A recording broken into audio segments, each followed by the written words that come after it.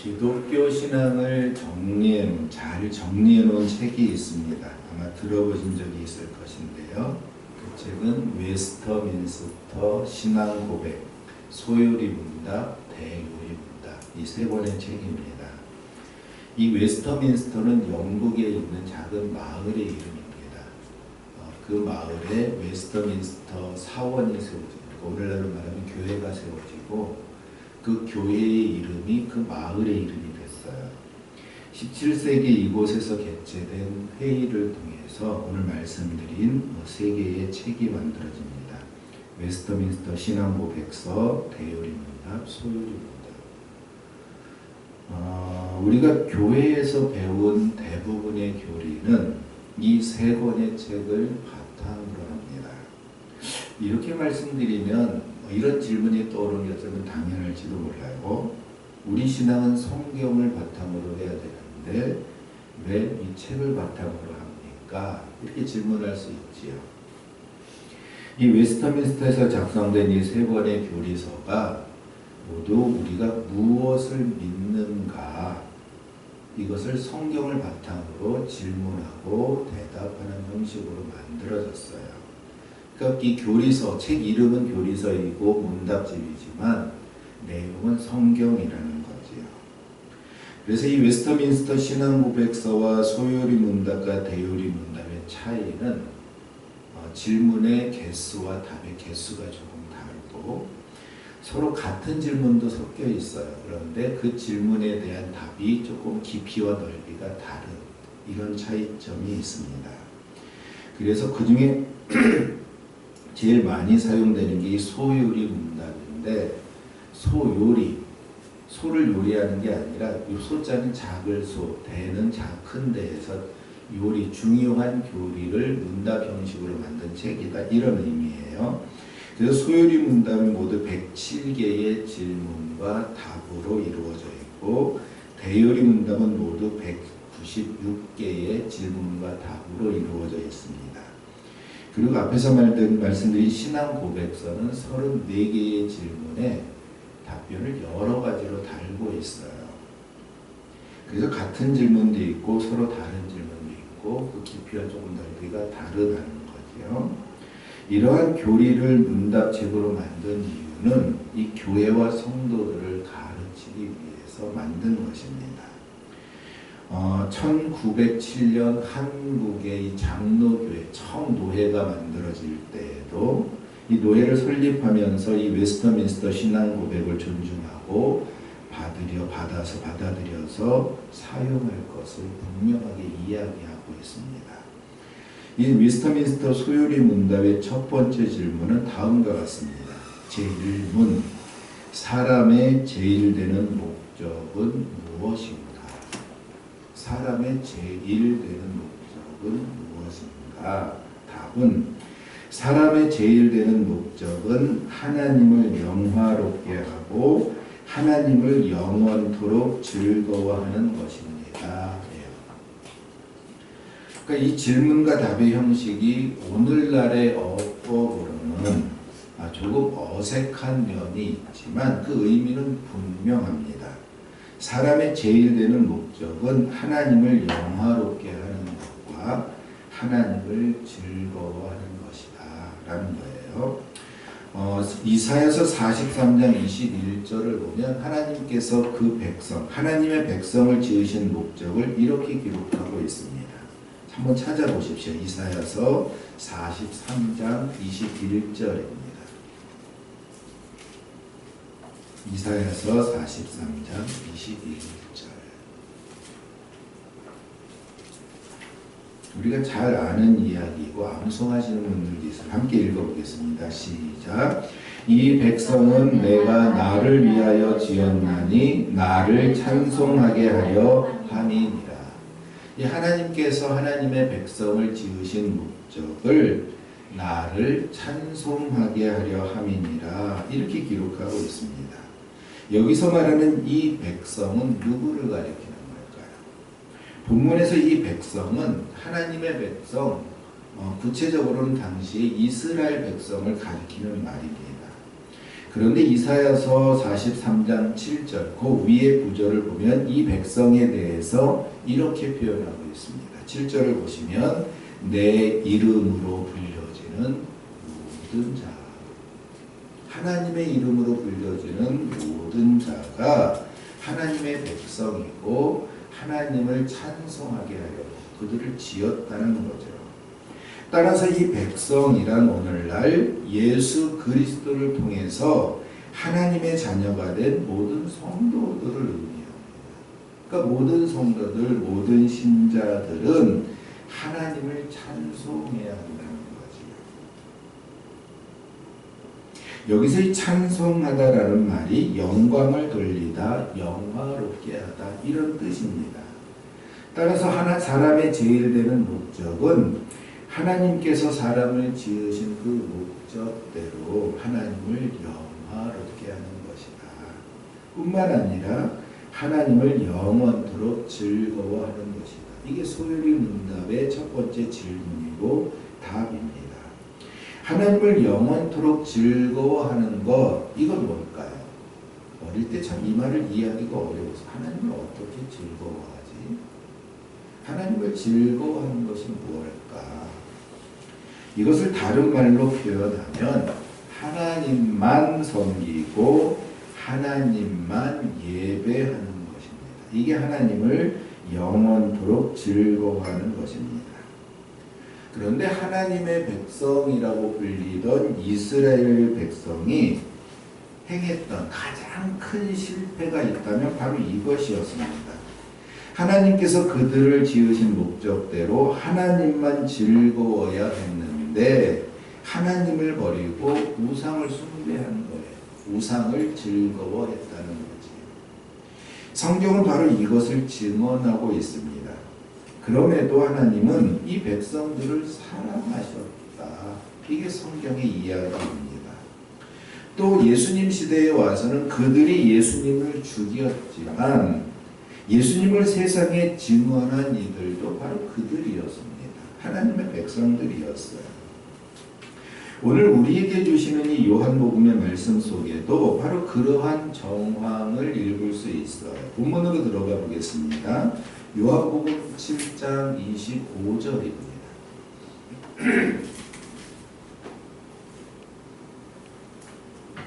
요한복음 7장 25절 함께 읽어볼까요? 시작. 예루살렘 사람 중에서 어떤 사람이 말하되 이는 그들이 죽이고자 하는 그 사람이 아니냐. 예루살렘 사람 중에서. 지금 예루살렘에 많은 사람들이 모여 있었어요.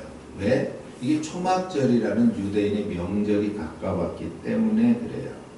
근데 본문 속에서 그 말하는 어떤 사람이 누구인지는 분명하지 않지만 그들이 유대인일 것이다 라고 추측해 볼 수 있습니다. 그들이 유대인이거나 아니면 초막절을 지키기 위해서 그 예루살렘이나 예루살렘 근처에 사는 유대인이거나 아니면 초막절을 지키기 위해서 먼 지역에서 찾아온 유대인들이라는 거죠. 그런데 그 사람이 말하기를 이는 그들이 죽이고자 하는 그 사람이 아니냐. 무슨 얘기예요? 지금 유대인의 권력 있는 사람들이 예수님을 죽이려고 한다는 사실을 다른 유대인들도 다 알고 있다는 얘기예요. 그러니까 예루살렘에 모인 사람들은 이 예수님에 대한 소식을 이미 듣고 알고 있었습니다. 심지어 그들 유대인들이 예수님을 죽이고자 한다는 것까지 알고 있었어요. 만약에 그것이 감추어진 비밀이었다면 이 사실을 알고 있을 만큼 유력한 사람들이 지금 말하는 사람들이고 그것이 아니라면 대부분의 사람들도 유대인들이 예수님을 죽이려고 한다는 사실을 알고 있었다라는 거예요. 지금 오늘 본문이 기록된 이때가 언제입니까? 지난주에 말씀드린 것처럼 초막절이 가까운 어느 날입니다. 그래서 이때가 어느 때인지 좀 짐작해 보기 위해서 요한복음의 앞부분을 다시 한번 살펴보겠습니다. 성경에서 요한복음 1장을 한번 펴보십시오. 1장. 요한복음 1장 1절부터 13절까지는 예수님께서 태초부터 계셨던 하나님이다. 이것을 증거하고 있어요. 근데 그분이 이 땅에 왕으로 오셨다는 거지요. 그런데 이 땅에 온 왕을 그의 백성들이 영접하지 않았다는 것입니다. 그래서 자기 백성, 이스라엘 백성이 아니더라도 이제는 예수님을 그리스도로 영접하는 모든 자들에게 하나님의 자녀가 되는 권세를 주셨다. 이게 요한복음 1장 1절부터 13절까지 기록된 말씀의 내용입니다. 그리고 나서 예수님이 이 땅에 등장하시기 전에 세례 요한이 먼저 등장해서 예수님에 대해서 선포합니다. 보라, 세상 죄를 지고 가는 하나님의 어린 양이로다. 예수님은 이전에 요한에게 세례를 받았습니다. 예수님께서 세례를 받으실 때 성령께서 비둘기 형성으로 나타나서 예수님 위에 머물렀지요.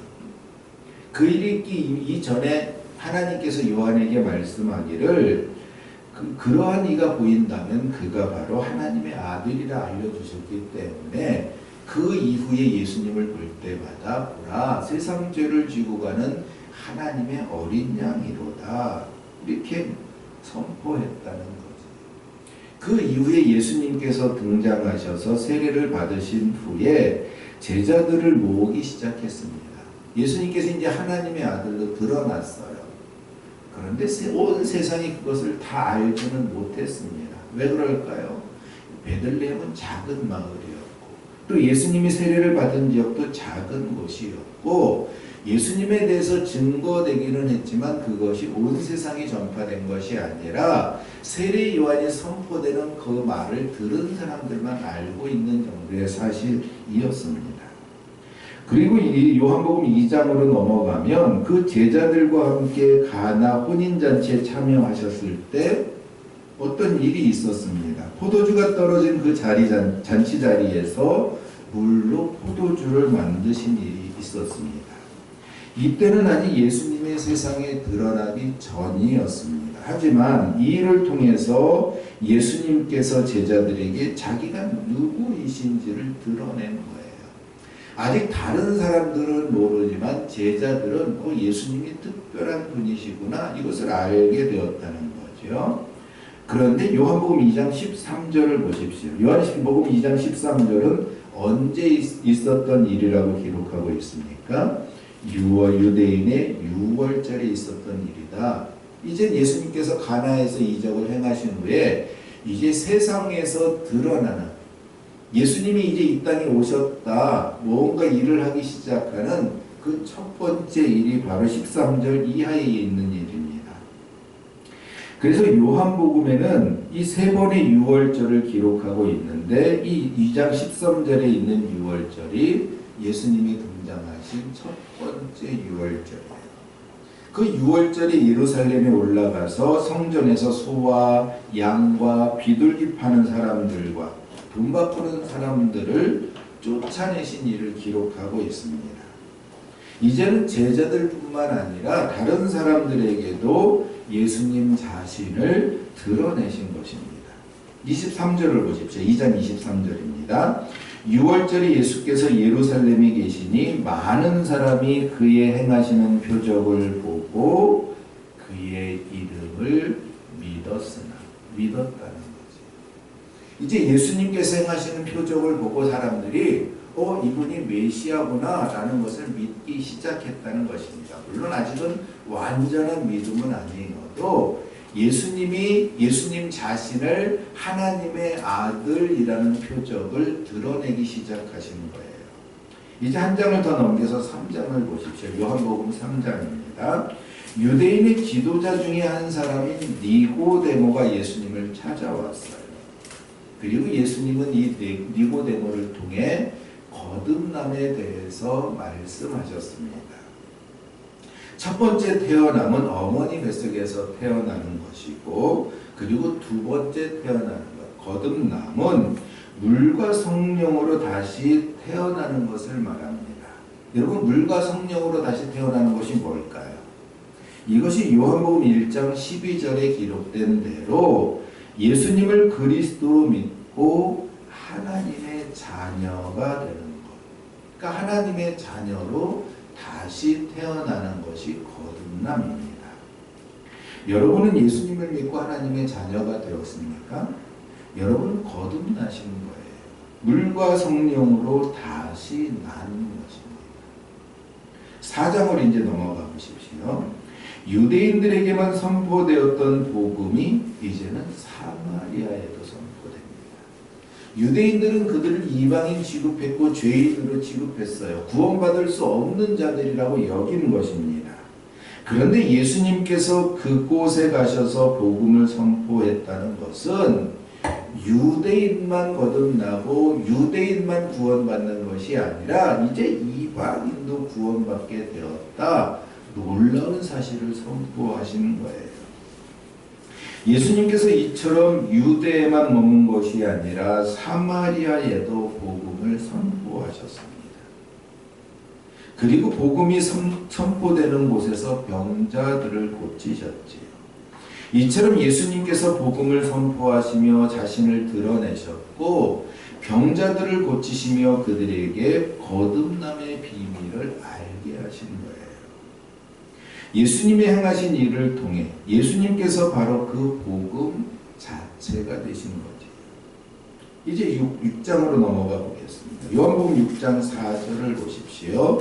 마침 유대인의 명절인 유월절이 가까운 두 번째 유월절이 되었어요. 그러니까 예수님께서 그 1년 지나는 동안에 일으키신 사건을 요한은 몇 가지만 기록했는데 예수님이 이 땅에 하나님의 아들로 오신 것을 증언하는 내용을 담고 있는 거죠. 그리고 두 번째 유월절이 되었어요. 이제는 예수님을 따르는 사람들이 아주 많았습니다.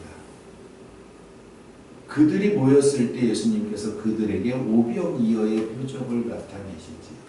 그 표적을 보았다면 모든 사람들이 예수님을 하나님의 아들로 메시아로 인정해야 했는데 그런데도 보리떡 5개와 물고기 2마리로 5,000명을 먹이신 사건을 보고도 사람들이 예수님을 바르게 믿지 못해요. 오히려 나는 생명의 떡이다. 이 떡을 먹어야만 너희가 살 거야 라고 복음을 전했더니 사람들이 그 말씀을 듣고 이해하지 못하고 믿지 못해서 예수님을 따르던 제자들 중에 많은 사람들이 예수님을 떠나고 다시는 따르지 않았다. 이렇게 증언하고 있어요. 오병이어의 기적이 그것을 이야기합니다. 그 많은 기적을 행하신 예수님을 보고도 믿지 못하는 사람들이 있었다는 거예요. 여러분들 생각에는 어떠합니까? 만약 오늘날 예수님께서 오셔서 보리떡 5개, 물고기 2마리로 5,000명을 먹이는 5,000명, 그 유대인의 숫자 계산법대로 하면 5,000명이 아니라 한 2만 명 정도 됐을 것이다 해요. 이 한숲시티의 인구가 한 2만 명 정도 돼요. 그러니까 보리떡 5개, 물고기 2마리를 한숲시티에 있는 모든 사람들을 먹일 만큼의 식사를 제공했다는 거죠. 식당을 하시니까 한번 생각해 봅시다. 여기 있는 모든 분들에게 회를 대접하려면 몇 마리 생선이 필요할까요? 계산 안 해보셨죠? 저 어항 가득 채워도 어려워요. 근데 예수님께서 그 일을 행하셨는데도 예수님을 떠난 사람들이 있다는 거예요. 이게 얼마나 놀라운 사실입니까? 6장 69절을 보면은 그럼에도 그들 중에 베드로는 이렇게 고백합니다. 예수님을 하나님의 거룩하신 자인 줄 믿고 알았습니다.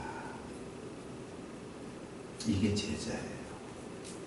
예수님을 따르고 예수님의 말씀을 듣지만 예수님의 말씀을 믿지 못한 사람도 있지만 제자는 이렇게 고백했다는 거죠. 예수님을 하나님의 거룩하신 자인 줄 믿고 알았습니다. 마태복음에서 주는 그리스도시여 살아계신 하나님의 아들입니다. 이렇게 고백하는 것과 같은 고백이에요. 그리고 이제 한 장을 넘겨서 7장에 오면 유대인의 명절인 초막절이 가깝다라고 기록하고 있습니다. 그러니까 6장에 있는 6월절에서 6개월 정도가 지난 거예요. 반년이 지난 거죠. 그러니까 이제 예수님의 공생애는 앞으로 반년이 지나면 끝나요. 6개월 지나서 다음 6월절로는 예수님이 십자가 달려서 죽으신다는 거죠. 그러니까 예수님의 공생애가 이제 반년 정도 남아있는 때라는 거지요. 이때의 상황은 어떤 사람들은 예수님이 누구신지 알고 따랐지만 또 어떤 사람들은 예수님을 죽이려고 찾아다녔다는 거죠. 틈을 보는 거예요. 트집을 잡을 거리를 찾고 있었다는 거지. 그 중에 어떤 유대인들은 예수님을 범죄자로 여겼고 그래서 예수님을 잡아서 죽이려고 하는 것입니다. 근데 유대인들의 의도와는 달리 그들은 예수님을 잡을 수도 예수님을 죽일 수도 없었습니다. 그래서 사람들은 이렇게 생각했다는 거예요. 26절을 보십시오. 보라, 드러나게 말하되 그들이 아무 말도 아니하는도다. 당국자들은 이 사람을 참으로 그리스도인 줄 알았는가. 여기서 구체적으로 예수님을 죽이려 하는 사람들을 지적하고 있지. 당국자들이다. 여러분, 당국자들 누구를 가리키는 말입니까? 정치하는 사람들을 가리키는 거죠. 예수님께서 명절에 예루살렘을 찾아와서 드러내놓고 복음을 전하고 계신데 그들을 죽이려고 했다고 사람들에게 알려진 이 당국자들이 가만히 있었다는 거예요. 사람들 앞에 예수님께서 자신을 그대로 드러내고 계시는데 잡지 않는다는 거지요. 예수님을 죽이려고 찾고 있던 유대인들, 당국자들이 아무것도 안 하고 그냥 내버려 두니까 예수님을 죽이려고 찾는 자들이 왜 가만히 있을까? 예수님을 범죄자로 여기 죽이려고 했던 그 사람들이 왜 가만히 있지? 예수님을 그들이 믿는 것 아닌가? 이렇게 생각했다는 거지요. 유대인들의 당국자들이라고 하면 여러분 사내들인이라고 들어보셨을 거예요. 이스라엘의 최고 통치기구예요. 로마 사람들에게 허락을 받아서 유대인들이 자치기구를 갖고 있었고 그 자치기구 중에 최고 통치기구가 사내들인인데 이 사내들인의 회원들을 지금 당국자라고 불렀고 이 당국자들이 예수님을 죽이려고 찾아다니고 있었는데 지금 예수님 앞에 나타나 있는데도 잡지 않고 있었다는 거죠. 오늘 우리는 요한복음 27장 28절에서 이 사내들인이 예수님을 범죄자로 여긴 이유에 대해서 살펴볼 수 있습니다. 28절 보시죠. 왜 죽이려고 했는가 그들이? 예수께서 성전에서 가르치며 외쳐 이르시되 너희가 나를 알고 내가 어디서 온 것도 알거니와 내가 스스로 온 것이 아니니라. 나를 보내신 이는 참되시니 너희는 그를 알지 못하나 나는 아노니 이는 내가 그에게서 났고 그가 나를 보내셨음이라 하십니다. 예, 감추어진 것처럼 말하고 있지만 무슨 얘기입니까? 나는 하나님의 아들이고 하나님이 나를 보내셨다. 그런데 너희는 하나님을 알지 못한다 라고 이야기하는 거예요. 근데 유대인들의 지도자 당국자들은 어떻게 알고 있어요? 우리는 하나님이 알고 있고 우리는 하나님의 율법을 지키고 있고 그러니 우리는 하나님의 백성인데 예수가 거짓말한다. 예수가 하나님을 자기 아버지라고 하니 신성모독이다. 이렇게 정죄하고 있는 거예요. 그러니까 유대인의 당국자들의 입장에서 보면 우리가 아는 하나님과 예수님이 아는 하나님이 다른 분이신 거죠. 실제 그럴까요? 맞습니다. 달라요. 유대인들은 하나님을 잘못 알고 있는 거예요. 그래서 그들이 알고 있는 기준으로 예수님을 신성모독이여 죽어야만 하는 범죄자로 정죄한 것이지요.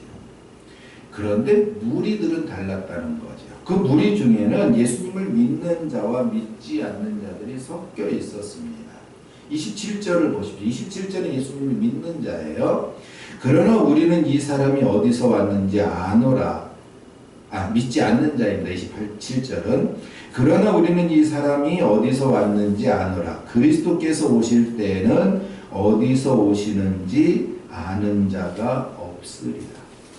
그리스도께서 어디서 오시는지 아는 자가 없다. 근데 우리는 예수님이 어디서 왔는지 안다. 그러니 예수님이 메시아가 아니다. 이렇게 주장하고 있는 거예요. 그들이 말하기를 우리는 이 예수가 어디서 왔는지 아노라. 이건 인간 예수를 말하고 있는 거예요. 그들 앞에서 말하고 있는 그 예수님이 갈릴리에서 그 아버지는 누구고 그 엄마는 누구고 그 형제는 누구 이것을 알고 있다는 얘기지요.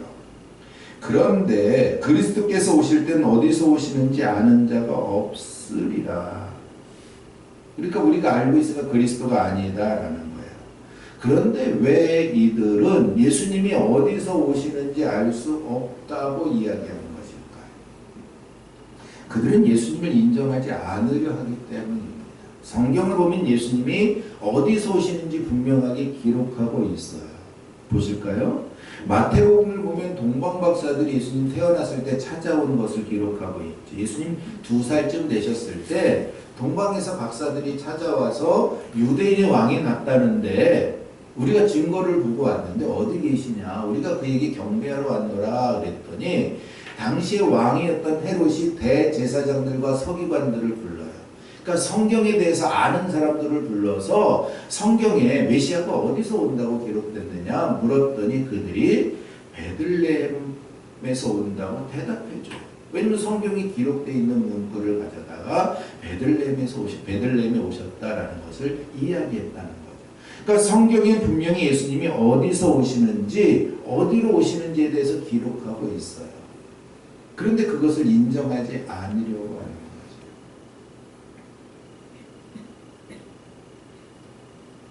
이처럼 믿지 아니하려는 자들에게는 그들 눈앞에 표적이 있어도 믿지 않는다는 거죠. 이처럼 예수님을 믿지 아니하는 자들도 그들 중에 있었지만 예수님을 믿는 자들도 있었어요. 31절을 보십시오. 무리 중에 많은 사람이 예수를 믿고 말하되 그리스도께서 오실지라도 그 행하실 표적이 이 사람이 행한 것보다 더 많으랴. 무슨 얘기입니까? 예수님이 그리스도가 아니고 또 다른 그리스도가 온다고 해도 그가 예수님이 행하신 것처럼 예수님이 자신을 그리스도로 나타낸 표적을 보여주신 것만큼 그만한 표적을 보여주겠느냐 이거죠. 가나에서 물로 포도주를 만드셨어요. 6장에서는 오병이어의 기적을 일으키셨어요. 제자들에게 바다를 물 위로 걸어오는 것을 보여주셨어요. 모이는 곳마다 병자들을 치유해서 깨끗하게 하는 것을 보았어요. 그러니까 한 번, 두 번 손에 꼽을 만큼이 아니라 예수님이 모이는 자리마다 그러한 표적들이 드러났다는 거예요. 그것을 본 사람들이 예수님을 믿었다고 여기 말하고 있는 거예요. 그러니까 믿으려고 하는 자에게는 작은 표적일지라도 예수님을 믿는 표적이 된다는 것입니다.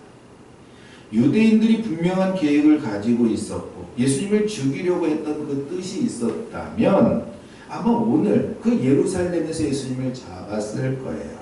하지만 성경은 이렇게 증언합니다. 아직 때가 이르지 아니하였다. 우리는 알고 있으니까 말할 수 있다. 앞으로 6개월은 더 있어야 돼. 그러니까 앞으로 6개월은 더 예수님께서 살고 살면서 무언가 하나님의 뜻을 선포하실 것을 우리는 알고 있지요. 그러니까 예수님을 잡고자 하지만 그 때가 되지 않았기에 그들이 잡을 수 없었다는 거예요. 잡지 않은 게 아니라 잡을 수 없었던 거지요. 예수님께서 이 땅에 오신 것은 사실 죽으려고 오셨잖아요. 그랬음에도 불구하고 아직 그 때가 아니었기에 그들이 예수님을 잡을 수 없는 상태였습니다. 오늘 찬양했어요. 날이 저물어 갈 때, 빈들에서 걸을 때, 그때가 하나님의 때다. 사실 하나님의 때에 대해서 우리는 가끔 원망할 때 있어요. 하나님의 때는 하나님의 뜻에 따라서 정해지는데 우리가 바라는 때와 하나님의 때가 다르죠. 그때 우리는 하나님 이렇게 좀 해주세요. 어떻게 해주세요. 라는 어떻게가 있는데 하나님의 때와 하나님이 이루시려는 그 어떻게가 달라요. 유대인들이 바라는 메시아는 자기들의 왕이 돼서 지금 로마에 압제되고 있는데 여기서 해방시켜주는 메시아를 바라고 있는데 하나님께서 보내신 메시아는 그들 유대인들 이스라엘 백성들만이 아니라 이 땅에 있는 모든 백성을 구원하시려는 하나님의 어떻게, 그러니까 우리가 바라는 사람이 바라는 어떻게와 하나님의 어떻게가 다른 거죠. 또 시간도 다르지 않습니까? 아프면 오늘 당장 치료받기를 원하는데 하나님의 치료는 우리 생각보다 더뎌질 때가 있어요. 우리에게 주어진 문제를 해결하려고 하나님께 기도하는데 내가 바라는 그 시점과 하나님 해결해 주시는 시점이 다를 때가 너무나도 많죠. 그러니 우리의 어떻게와 하나님의 어떻게가 다른 거예요.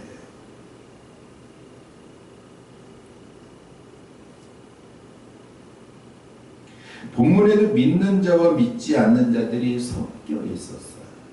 예수님의 어떻게를 보면서 믿는 자들이 있었고 믿지 않는 자들이 있었다는 거죠. 하나님의 때가 되면 이루실 일이지만 아직 그 때가 아니었기 때문에 그런 것도 있습니다. 그때에 대하여 주님은 어떻게 말씀하시는가? 33절을 보십시오. 예수께서 이르시되 내가 너희와 함께 조금 더 있다가 6개월 정도 더 계실 거죠. 나를 보내신 이에게로 돌아가겠노라. 하나님께로 돌아가신다는 이야기. 내가 너희와 함께 조금 더 있다가 그리고 그 끝에는 십자가에 달려서 죽으실 것이지. 그리고 그 6개월이 지나면 나를 보내신 이에게로 돌아가겠노라. 분명하게 말씀하십니다. 그때가 되면 너희가 나를 찾아도 만나지 못할 터이요 나 있는 곳에도 오지 또 못하리라 말씀하십니다. 예수님을 믿고 예수님을 찾는데 만나지 못할 때도 있다는 거죠. 물론 여기에 너희는 제가 보기에는 아마 그 유대인들을 가리키는 것 같아요. 믿지 않는 유대인들은 예수님을 찾아도 만나지 못할 것이요 예수님이 있는 곳에도 오지 못할 것이다. 뒤집어 말하면 예수님을 믿는 자들은 예수님을 찾을 때 만날 것이요 예수님이 계신 그곳으로 가게 될 것이지. 하나님의 때가 되어도 믿지 못하는 자들에게는 구원이 없습니다. 하지만 하나님의 선택을 받은 자들에게는 그날은 하나님이 예비하신 기쁨의 날이요 영광의 날이 될 것입니다. 예수 하나님만 즐거워하는 그 날이 되는 거지요. 사랑하는 성도 여러분, 이제 추석 명절이죠. 내일은 추석입니다. 연초가 되면 우리 그런 것 하지 않아요? 달력표 보고서 빨간 날짜를 이렇게 찾아보지 않습니까? 언제가 제일 긴 연휴지? 보니까 추석이었어요. 10개월 전이었는데 그 10개월이 벌써 지나고 추석이 왔습니다. 그때 아마 그런 생각도 했을까? 이날 쉬면은 열흘은 쉬겠네. 아마 그런 생각을 하셨었는데 그날이 왔지요. 이것처럼 절기가 다가오는 것처럼 하나님의 때 주님의 날이 곧 올 것입니다. 어떤 이들에겐 이날이 심판의 날이 될 것이고 예수님을 믿는 우리에게는 기쁨의 날이요 영광의 날이 될 것입니다. 예수님을 잡고자 하나 잡을 수 없었던 그들이 6개월이 지나면 하나님의 때가 되니까 예수님이 잡히시고 재판받고 십자가에 달리시기까지 6시간도 안 걸렸어요. 그리고 죽으시는데 6시간, 12시간 내에 다 끝나버렸어요.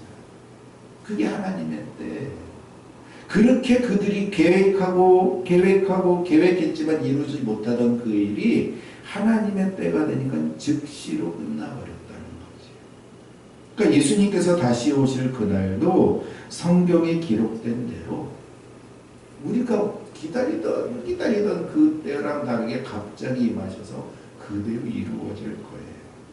그날을 기다리며 하나님만 영광롭게 하며 하나님만 즐거워하는 저와 여러분 되십니다.